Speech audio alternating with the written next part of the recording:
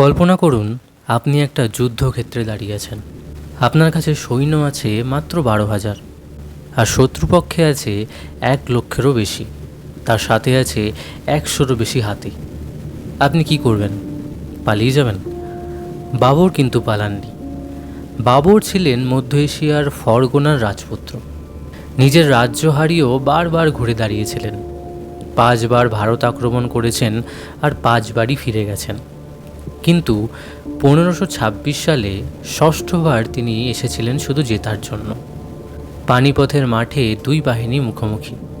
বাবর জানতেন সরাসরি লড়লে তিনি হারবেন, তাই তিনি প্রয়োগ করলেন তুলঘুমা নামক কৌশল।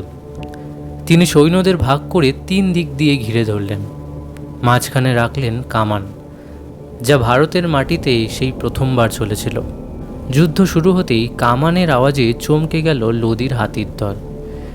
বিশাল হাতিগুলো ভয়ে পাগল হয়ে নিজেদের সৈন্যদের পিষে মারতে লাগলো।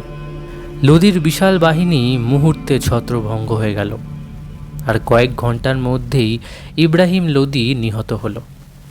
সেদিনের একটা যুদ্ধ পাল্টে দিয়েছিল গোটা ভারতের ইতিহাস। জন্ম নিয়েছিল মুঘল সাম্রাজ্য, যার ছায়া আজও রয়েছে লালকেল্লায়, তাজমহলে, আমাদের ভাষায় এবং আমাদের সংস্কৃতিতে।